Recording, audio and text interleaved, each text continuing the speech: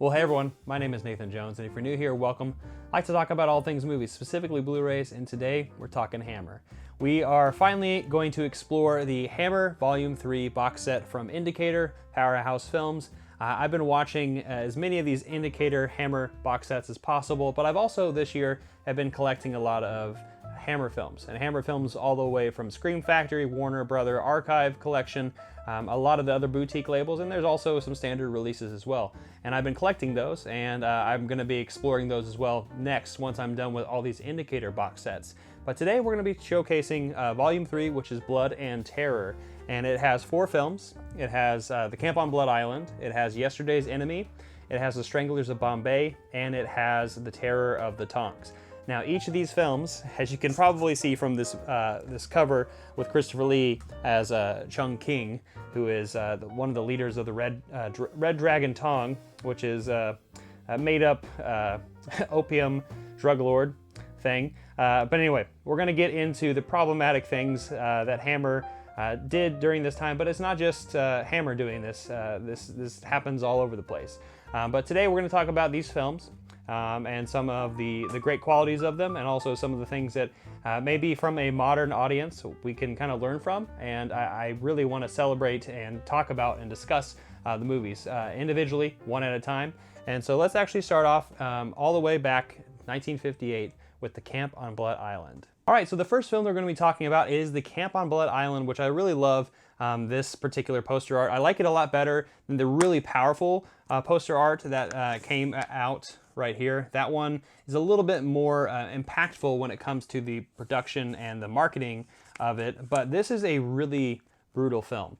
And when I say that, I mean for the time that it came out in 1958, directed by Val Guest, who is a big Hammer regular that I've been growing to. I can enjoy all these different directors that I've been seeing kind of just as like the stable of Hammer directors. But Val Guest directed this film, and this one is very controversial. So it is about a Japanese prisoner of war camp.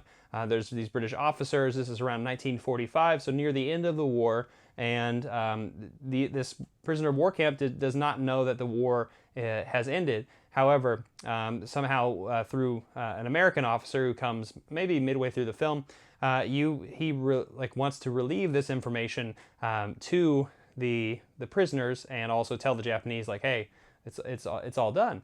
But this leads to Andre Morell's character, who is our main protagonist in this film. This has a stunning cast, by the way. I'll talk about the cast in a second. He has to make this decision of whether or not he wants to tell the Japanese, and also tell his troops, because it could start something, and it could start like this mass execution as repercussions of seeing that this prisoner of war camp is no longer going to exist. So Andre Morell is in this film. Walter Fitzgerald, Carl Moner, Edward Underdown, and the list goes on with a lot of the people in this particular film. Barbara Shelley, this is actually one of her first roles in this particular film, but this one is very controversial.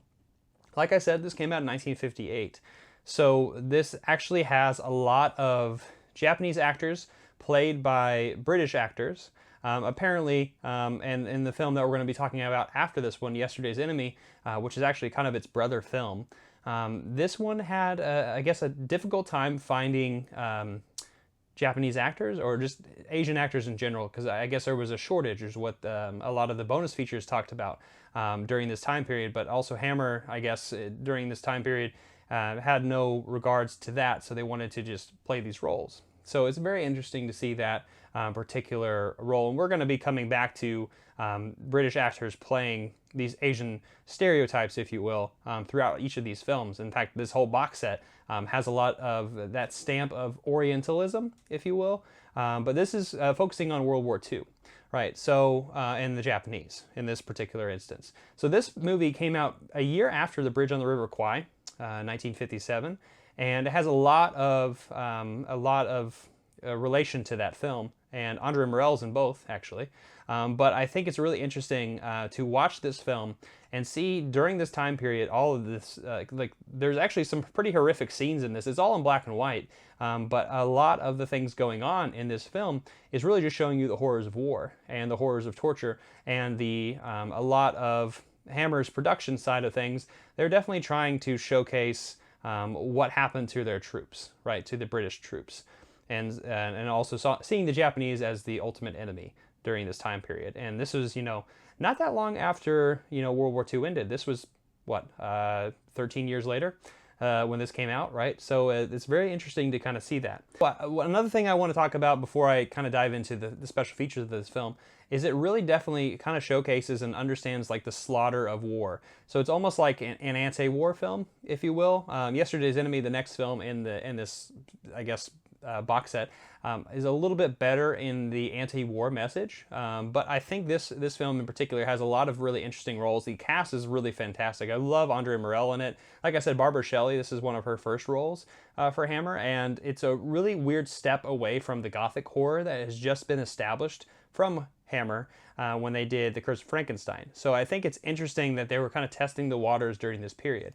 So let's actually look at the bonus features on this and like some of the things that I watched in addition to this, and also we'll look at the special features within the booklet as well. So I guess before I even jump into this particular film, I didn't mention, but with this box set from Indicator, I guess it is out of print now, but each of these films are available for purchase if you want, and I'll be putting a link down in the description down below. And these are all region, and so ABC. So if you want to buy this, and if you're outside the United Kingdom, which is where Indicator is located, then you can watch all these films.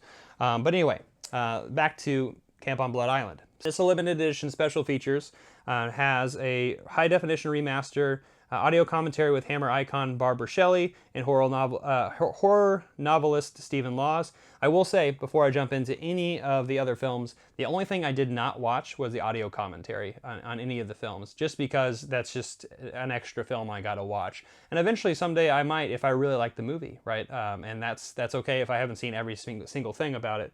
But it has it has a long list of extra features, and that's why I love Indicator so much. The Brutal Truth Inside the Camp on Blood Island, a 29-minute new and exclusive documentary written and directed by Hammer expert Marcus Hearn, narrated by Claire Louise Amos, and featuring film historians Alan Barnes and Jonathan Rigby. A really great documentary, really discusses a lot of the things I just mentioned earlier, and really kind of just highlights the time period that this movie came out in, the shortage of actors, and also like the sensitive material that made this film so deadly. And it's rated X too from the film censors, which we'll actually get to film censor talk in a bit. But yeah, it's a really, that's one of my favorite special features on this particular disc. It also has Hammer's women, Mary Morell, which, by the way, in this film, there's not very many women that are really showcased. Like I said, Barbara Shelley's in it. Mary Morell is also in this film. But this film is dominated by prisoner of war males. And so this film does not have much of, I guess, a female perspective on it, because it's just the horrors of war, I suppose, during this time period. But it's really nice to see that Indicator really does showcase, especially with these Hammer films, it really showcases the work of these Hammer women. And I really love that feature, and it's going to be showcased on each of these discs. And it talks about these different women who are in these roles. Even if it was for like 1 minute in the particular film, it's definitely still relevant to the film's history, and also the production of it, and also making sure that these were, they were integral to the plots to go forward. So anyway, it also, let's see. I didn't say that Kat Ellinger is the one who discussed that, the Obelix magazine editor-in-chief. Talks about that television actress and film and stage actress's life. From Light to Dark, an 18-minute, Professor Steve Chibnall, author of British horror cinema, takes a look at Val Guest's career in the making of Camp on Blood Island. And we'll talk a little bit more about Val Guest in the next movie as well, with Yesterday's Enemy, because he directed both. And so I think it's interesting to look at that. Return to Blood Island, 4 minutes, a new and exclusive interview with the film's script supervisor, Renee Glynn.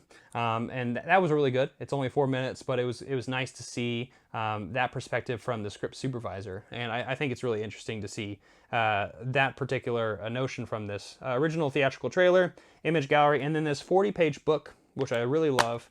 And this is the thing. I just recently talked to Dave, Cinema Dave, and we just recently did a video on John Cassavetes. We talked about The Killing of a Chinese Bookie and Opening Night. And one of the things I mentioned that I really liked was the fact that some of these releases actually have like books with it, and it's almost like, you know, you get that old adage from Criterion is it's film school in a box, right?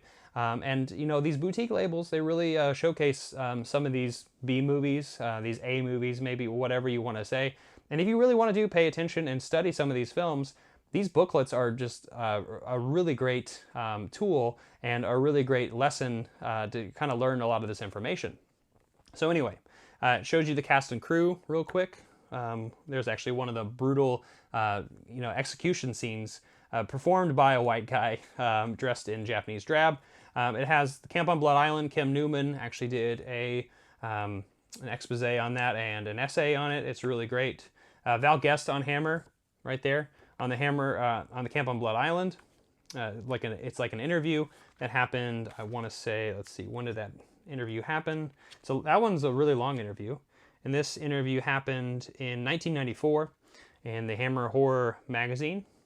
And then you have Exploiting the Camp on Blood Island. Another interesting thing with Indicator and these booklets is they talk a lot about the production side of things and how the marketing would go with these films. And I think it's really fascinating, especially with these films in particular, because they are, in the modern eye, a little bit problematic.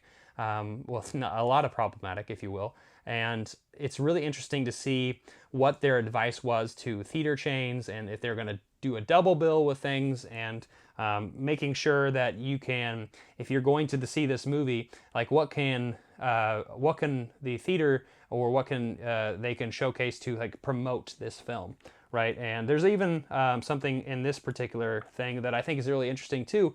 Is a lot of these films, especially in the late 50s when Hammer's really kind of starting off, there's novelizations that happened alongside the film. And the scripts can either go a little bit deeper and darker with some of these cases, but in this particular instance, there's like a little excerpt and it kind of summarizes the novelization, which is really interesting as well. And apparently the Camp on Blood Island novelization was incredibly popular during this time period in England, so I think it's really interesting. And then the last thing that has on this is the critical response, which they always like to put at the end as well. So the critics at the time, and they were really harsh on this particular film, as you would understand, just mainly because of the execution style, less so much on the casting elements. It's more on the, like, okay, this is going to be an X certificate, right? It's just too violent for the time period.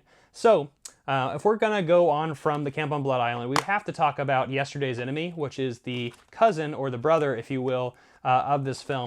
And it is the better half of it, if you will, and it really showcasing the horrors of war from the British perspective. So let's actually move on from there to that film. So Yesterday's Enemy is something that I see as like a correction. And it came out in 1959, so a year later, Val Guest came back and directed this film.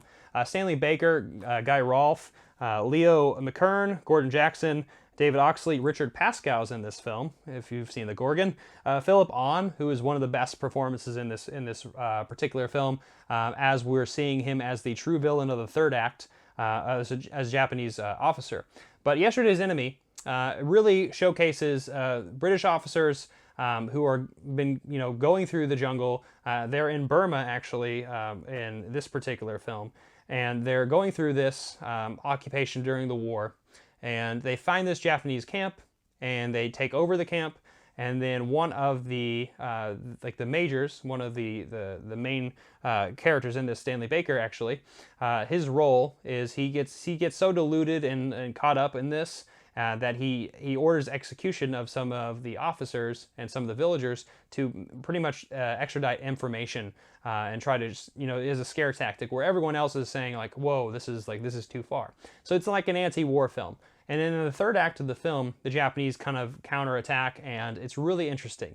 So a lot of this stuff comes together, in the film's just plot and also lack of score. I think this is a really interesting film in particular. And all the films that were talked about when it comes to score, and this one had no score whatsoever, and you can just hear jungle sounds, if is what they called it. And I think it's really interesting to hear that perspective, just because it didn't need one, right? And like I said, I think out of all the films in this particular set, this one is probably the most digestible if you would see this from a modern perspective.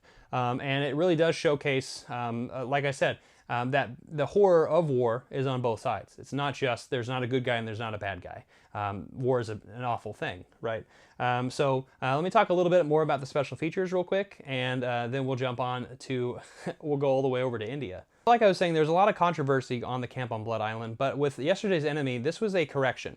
James Carreras was really not so satisfied with the fact that there was so much, exploitation and bad publicity, if you will. And Michael Carreras really wanted, he was the artistic son of James Carreras, who was the head of Hammer, and really wanted to fix some things and make things a little bit better, which I think is really interesting with this particular film. The screenplay was actually adapted from Peter Newman, who, with this particular film and also with the Camp on Blood Island, there's some loose stories, I guess, that he got a lot of these horror of war stories from just some POWs who were in the war, and so none of this has been like Camp on Blood Island. Who knows if there was a Blood Island? We have no idea. And then also Yesterday's Enemy, this particular fight at this village in Burma, who knows if it actually happened like this. But it's really interesting to see that Newman wrote these experiences, these screenplays based on those experiences that he's heard from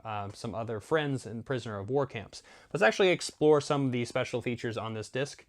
So it's, like I said, a high definition remastered original mono audio, alternate feature presentations. So this has both UK and US versions of it with a toned down dialogue. Some of the dialogue, like bastard, was taken out of the US version, which is really interesting.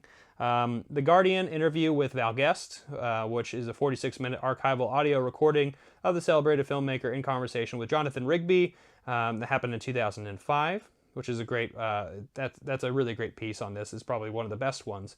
Total War Inside Yesterday's Enemy, 27-minute new documentary, written by Hammer expert Marcus Hearn, narrated by Claire Louise Amos, featuring film historian Alan Barnes and Jonathan Rigby. Very akin to the Camp on Blood Island special feature.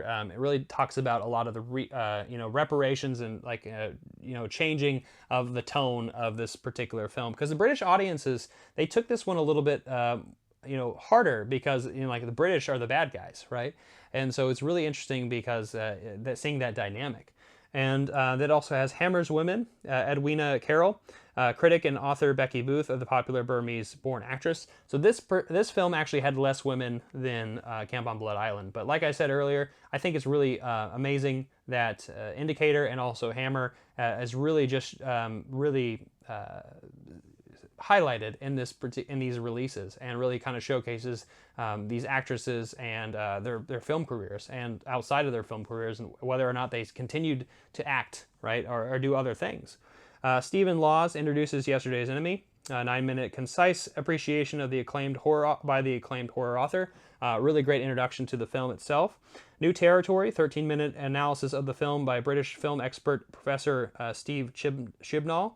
Frontline Dispatches, 8-minute, second assistant director Hugh Harlow and props charge hand Peter Alcorn recall their time working on the film, because this was all filmed in Bray Studios. A lot of the films that were made by Hammer at this time, this jungle was super convincing, right? In fact, I guess there was like an anecdotal thing on this particular release that one of the I guess people who watched this film actually thought the real location was filmed in a jungle. It's like, I kind of remember that place. And Val Guest kind of shut his mouth and was like, okay, the set was that convincing that it was that good to get and that to trick the audience, right? And that's kind of what it was, because this was a really great set. This was one of the best sets, I think, in all of the films that I watched.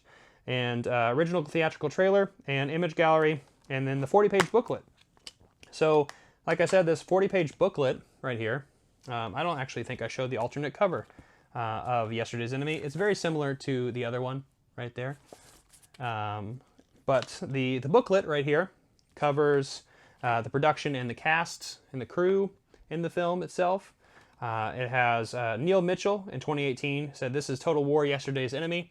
This one, this is actually one of my favorite essays, just talking about, is it justifiable to sacrifice a small number for a bigger number, right? Which is what this film is kind of about and really kind of tackles with. Which, if you've seen a lot of films, especially war films, you see that trope played over and over and over again. But in 1959, it was still, I guess, fairly fresh, even though like All Quiet on the Western Front came out in 1930 and whatnot, and a lot of anti-war films around that time period.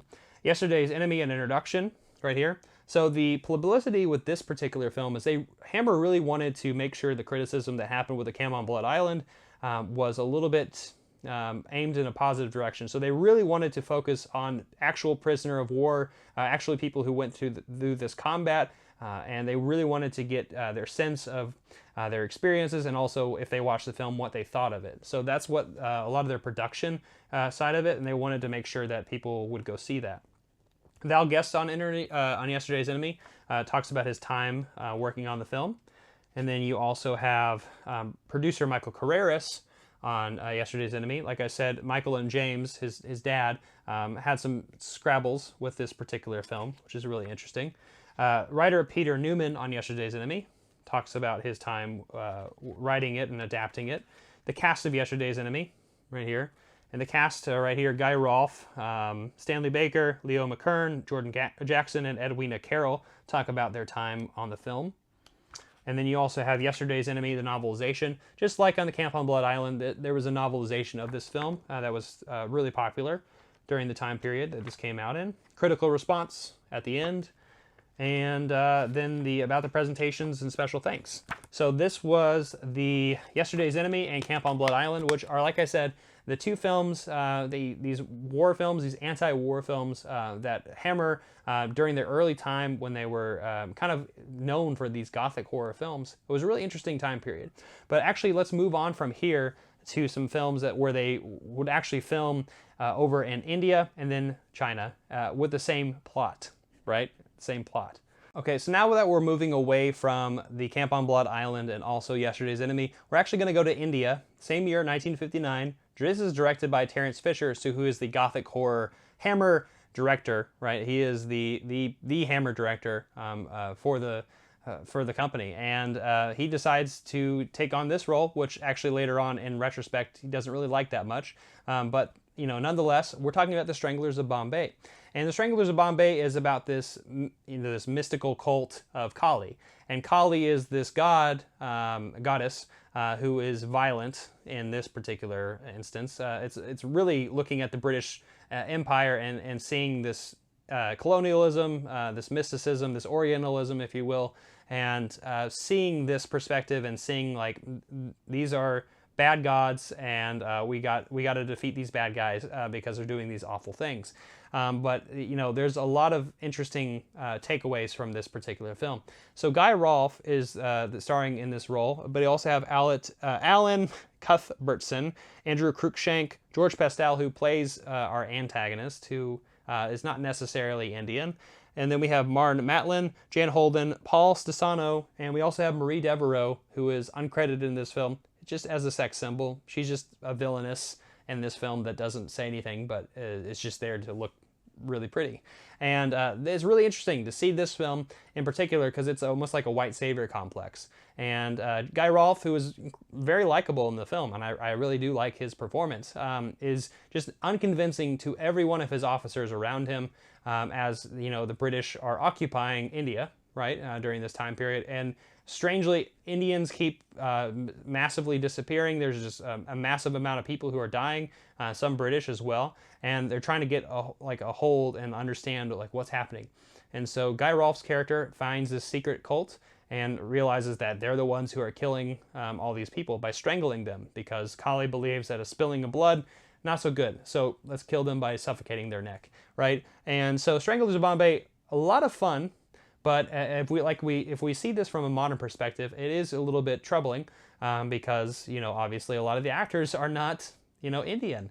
And some of the British actors are taking advantage of this time period. But obviously, like I said, if we're seeing this from the modern perspective, we have to appreciate and understand the time period that this comes out in, and doesn't denigrate the cast and the production side of things too. So it's a really it's a catch-22. You got to figure out what to celebrate in this film and what to kind of call out and see that this is not okay. So, but it is a great film. I had a lot of fun. It's definitely one of those films that you can, wrap your neck around, if you will. And but let's talk a little bit about the special features in here before we move on to the final film. But it has a high definition remaster, original mono audio, 3 alternate feature presentations, the original UK, which is the one that I watched. It has a US theatrical cut and a newly compiled integral version, which is probably the one I should have watched, but it incorporates all the existing footage from the film. Audio commentary with screenwriter David Z. Goodman, which I had not seen. Ritual Murder Inside the Stranglers of Bombay, new and exclusive documentary. Marcus Hernigan, Jonathan Rigby, Alan Barnes, Claire Louis. There's the same. It's the same mainstay. It's a nice documentary about the filmmaking during this time period in this film. It's really also interesting to kind of see Terence Fisher's perspective on this film, because he wasn't particularly happy that it was in black and white. That he wanted to he worked in those fantastical worlds and those gothic worlds that he really liked to create. But in this particular film, there wasn't much creativity because it was like a historical thing. All right, and so that's kind of his gripe with the film. Hammer's women, Jan Holden.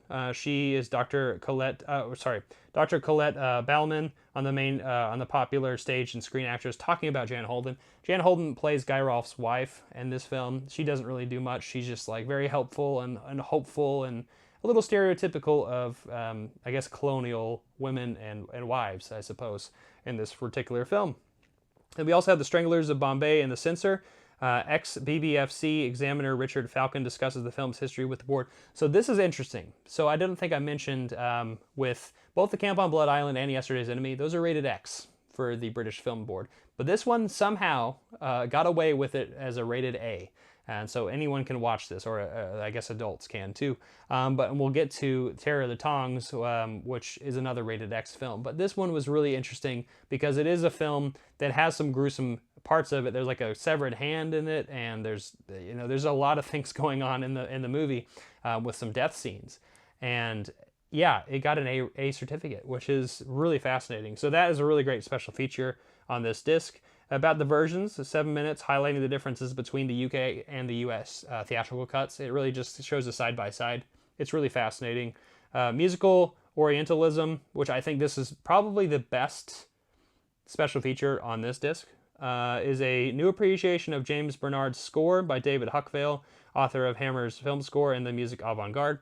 Huckvale is just he's one of my favorite critics in all of the Hammer sets that I've been watching. He's just so eloquent, and he is so knowledgeable and understanding of the time period, of the music that's happening at the time, because Bernard Shaw's music score in this film is really fascinating, and actually really takes like a Western look at what he expects India to have, a lot of percussion, if you will, and gamelan music it's not super percussive, so it's really fascinating to take a Western perspective on that.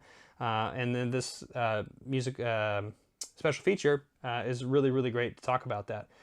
Brian Trenchard Smith, trailer commentary, 4 minutes, a short critical appreciation, and then it has the extra features. So let's look at the showcase of the alternate art on there. And then there's George Pestel, who is the priest of Kali. And then you have the cast and crew talking about each of them. Then James Oliver talks about Thug Life, or The Empire Strikes Back, the very guilty pleasures of the Stranglers of Bombay. This talks a lot about thuggy culture. And so thuggy culture is what the historical aspects of where this kind of gets a little bit twisted, and really we don't know what's true and what's not during the colonial occupation of India. And it talks a lot about that.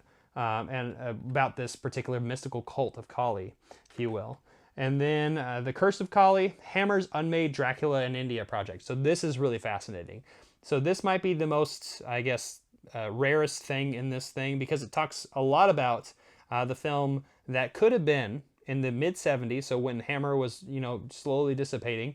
They just did The Curse of the Seven Golden Vampires, and so they were like, okay, we got to make a film where Dracula goes to India and marries Kali, which is interesting. And there's this whole script talked about it and talks about the history and the production side of things and where things went wrong. And they didn't really want to upset the Indian government because Kali is not a deity that is super violent. And so it's really fascinating. In fact, there's actually a really cool, I love that image right there, of the dark side of Kali. And that's what they were really trying to showcase with that. But I think it's really great and fascinating to read that. Then we have David Zelig, Goodman, A Portrait. So this is talking about the screenwriter who is an American screenwriter writing a British play, which eventually was taken as like inspiration for this film. Right there, it talks about that. And then we also have Who Were the Thuggies, right there. Talks a lot about I guess the promotional side that Hammer wants to showcase with like, okay, this is where we based a lot of this stuff from. And then exploiting the Stranglers of Bombay in the US. So this is the production, the marketing side of things and showcasing like, okay, how are we going to do this? We should do coins from India. Women who dress in traditional Indian garb will get in for free. Really weird stuff for the time period. And I think it's really very fascinating, if you will. And then there's the book right there. There's a novelization that came with it as well, just like a lot of the other films. And then there is James Carreras on The Stranglers of Bombay, talking about how he was actually excited about it, and I think it was a critical success. He made money. That's what he wanted to do. And then the critical response. So The Stranglers of Bombay, it's a fun film, but it's rife with some problematic stuff. But the next film we're going to be talking about after this one is actually probably the most problematic film of the set, in my opinion. But it is still warranted for a watch, and I think you can learn a lot from it. So we're going to talk about The Terror of the Tongs. All right, so Terror of the Tongs came out in 1961, a couple years after we had The Stranglers of Bombay, and almost is like verbatim the same plot, if you would. It's a white savior, but this time we have Jeffrey Toone in the role of the colonial kind of white guy, trying to stop this villain, where there's this secret cult, right, or this secret organization, in particular the Red Dragon Tong, led by Christopher Lee, who is actually plays a really great villain, really terrifying too. But as you can see, Christopher Lee's in yellowface right here, and this would start eventually the Fu Manchu depiction, and eventually you'll see a lot more of that. We'll actually, I would like to explore that box set over there of the Indicator of Fu Manchu cycle. Eventually, once we are done with the Hammer sets, I think that's something that we're going to go through. But the Terror of the Tongs is one of the first ones where you see this from Hammer's side of things, right? And it's really interesting because during this time, there's a lot of yellowism, if you will. So like Dr. No and James Bond did a lot of this, and a lot of these spy and thriller films during this Cold War period, and also the occupation of Hong Kong from Britain. There's a lot of historical things going on, and it's really interesting that they switched the location from India to China, which England had a hold in both places and really kind of exploited. And so, but anyway, let's talk about the film itself. Like I said, Jeffrey Toone is the main protagonist in this film. He discovers this secret organization, and he actually, unfortunately, early on in the film, his daughter gets killed, and his daughter, let's see, I can't remember the daughter's actress's name, who is played in this film. Let's see, Barbara Brown, who is his daughter, is the one who's killed by the Tong. And with that happening, it kind of triggers this response that he wants to stop at nothing to figure out and uncover this organization. And really kind of showing you the white savior complex. Because eventually you get Yvonne Munlar, who is an actress who is played as a half-Chinese outcast who got sold into slavery. Wants to kind of take revenge on the Tong herself as well, but she falls in love with Jeffrey Toone's character, which is, from a modern perspective, is really really unfortunate to see. That's probably one of the worst parts of the film. But other than that, like I said, Christopher Lee's performance is really fantastic, and even though he's not in it that much, it's colorful. Whereas the rest of the films we already talked about, they're all in black and white. So this film is really just good at showcasing the bright the colors that Hammer could really showcase. But this is directed by Anthony Bushell, who didn't really direct many films, and he's an actor, I suppose. And this is the only film that he directed. But moving on from there, this was actually written by Jimmy Sangster, who is writing a lot of these films. Jimmy Sangster wrote both this and also The Stranglers of Bombay. Like I said, it's verbatim. It's almost exactly identical. You just change the location and the actors. But this actually might be my least favorite film in the set. Regardless of a lot of the things going on in it, with some really great acting, some really fun and colorful things going on in it, I do find that the film is hard to watch because a lot of the actors had a lot of hard time, because in this film in particular, the yellowface is the worst out of all of it, because you see all these British actors in this garb, in this bad makeup. It's not bad makeup, but they're in makeup and they really can't act. You can't see their expressions because they're trying to portray something that they're not, and it's just not okay. And in this film in particular, you're seeing it from this 1961, right, where you would see a lot of this going on in other films as well. But like I said, it's a fun watch. It's a fun adventure if you will watch this for that particular instance and just like view it from those lens. And I think overall it is a good time to watch it and also to understand what's going on during this time. So let's actually look at the special features real quick. So we have a high definition remaster, original mono audio commentary with Jimmy Sangster, assistant editor Chris Barnes, and film historian Marcus Hearn. Hatchetmen Inside the Terror of the Tongs, documentary Marcus Hearn again, narrated by Claire Louis, Alan Barnes, and Jonathan Rigby. Hammer's Women, Yvonne Munlar, talks about British cinema expert Dr. Laura Main, explores her life and career of the French-born film, stage, and actress, television actress. She only, I think, stopped acting in 1969 and just, stepped away from that life. And actually, she had a blog up until 2017 when she passed away, where she was, really active with the community of Hammer people, asking her at conventions and whatnot. So I think that's really, it shows that she had a good time doing those things, and also would also talk about it, which is really interesting that she had that all the way up until her death. And then we also have Stephen Laws introduces The Terror of the Tongs, 8 minutes, scene-setting appreciation of by the acclaimed horror author. Hammer and the Tongs, 11-minute new appreciation by James Bernard's score by David Huckvale. It's more or less part 2 of David Huckvale's look at the Oriental music of both Stranglers of Bombay and also The Terror of the Tongs. And then we have Sheer Terror, a 3-minute new and exclusive interview with assistant costume designer Yvonne Blake, theatrical trailer, and then we also have the amazing special feature book. Right there is Christopher Lee as young Chung King, cast and crew. It also has Opium Dreams and the Rituals of Hate in the Terror of the Tongs by Sam Deegan. And it talks a little bit about the opium trade. It's very loose in the film itself, but it's really not talked about terribly too often. It's a really long production right here. And then talks a lot about a lot of the films that were made around the same time period, where a lot of the influences came from. Like I was talking about earlier with Dr. No and the James Bond films, thinking about Spectre and Thunderball. Then we have Yvonne Munlar on The Terror of the Tongs. I probably said her name incorrectly. I apologize. Right there, she talks about her time with the company and on that film. And then we have Jimmy Sangster on The Terror of the Tongs, who doesn't really recall it that much because, it's one of the films that he just more or less copied and pasted, it looked like.